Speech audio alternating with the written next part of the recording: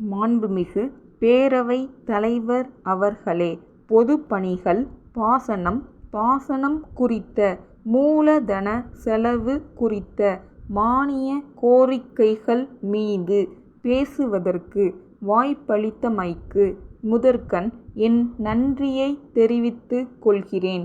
தமிழ்நாட்டின் நீர்ப்பாசன முறைகளை சிறப்படையச் செய்வதற்கான வகையில் பல்வேறு அணைக்கட்டு திட்டங்களை நிறைவேற்றுவதற்கான முயற்சிகள் தமிழக அரசால் மேற்கொள்ளப்பட்டிருப்பது பாராட்டுக்குரியதாகும்.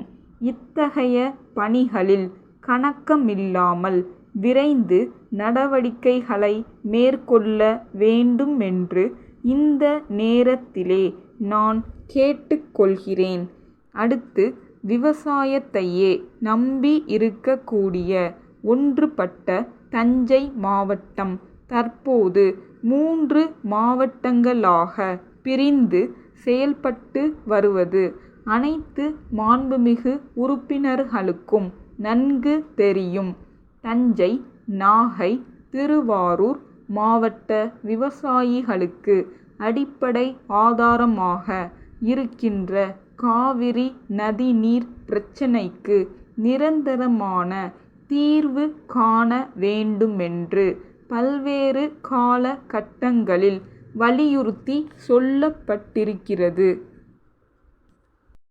இருந்தாலும் கூட இதுவரை ஒரு நிரந்தர தீர்வு ஏற்படாதது விவசாயிகளிடையே நம்பிக்கையின்மையை ஏற்படுத்துகின்றது.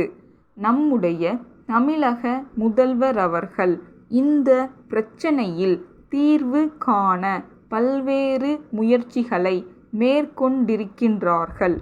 அந்த முயற்சிகளிலே அவர் வெற்றி பெற வேண்டுமென்று நான் வாழ்த்த கடமைப்பட்டிருக்கிறேன். அடுத்து, தமிழ்நாட்டில் அனைத்து மாவட்டங்களிலும் உள்ள குளங்கள், ஏரிகள் மற்றும் மற்றைய நீர்ப்பாசன ஆதாரங்கள் தூர்ந்து விட்டன என்ற செய்தி பல்வேறு உறுப்பினர்களால் தெரிவிக்கப்பட்டது. இத்தகைய நீர்ப்பாசன ஆதாரங்களை எல்லாம் குடிமராமத்து வாயிலாக தூர்வாரும் முயற்சிகளை அரசு மேற்கொள்ள வேண்டுமென்று நான் கேட்டுக்கொள்கிறேன். ஏரிகள், குளங்கள் அடிக்கடி மராமத்து செய்யப்படாமல் இருக்கின்ற காரணத்தால் ஆயக்கட்டு பகுதிகள் மிகவும் பாதிக்கப்படுகின்றன என்பதை கருத்திற்கொண்டு தக்க நடவடிக்கைகள் உடனடியாக எடுக்கப்பட வேண்டும்.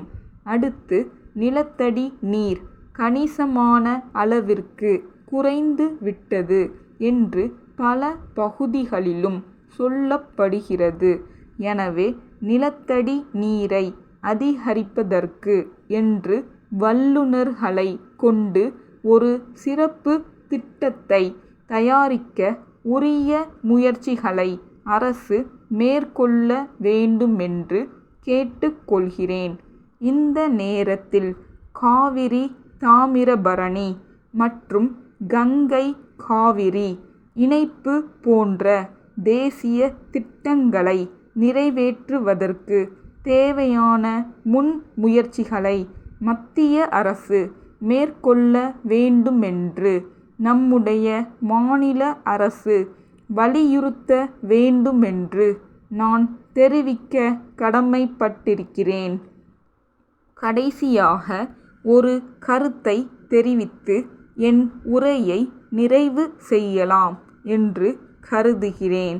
இப்போது காவிரி ஆற்றின் மூலம் தமிழகத்திற்கு வரவேண்டிய தண்ணீரின் அளவு நாளொரு மேனியும் பொழுதொரு வண்ணமுமாக குறைந்து கொண்டே இருக்கிற நிலையில் கடலில் சென்று விழும் மழை தண்ணீரை சேமித்து வைக்க தமிழக அரசு நல்லதொரு திட்டத்தை தீட்டி செயல்படுத்த வேண்டுமென்று கேட்டு பேசுவதற்கு வாய்ப்பளித்த தலைவருக்கு நன்றி கூறி உரையை முடிக்கிறேன்.